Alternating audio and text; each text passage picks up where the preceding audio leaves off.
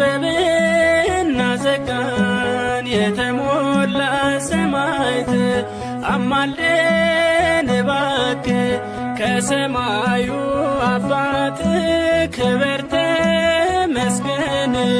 የሰማዕቱ ንጉሥ ጽናቱን ስጠን እንደ እስጢፋኖስ ርዕሰ ደቡና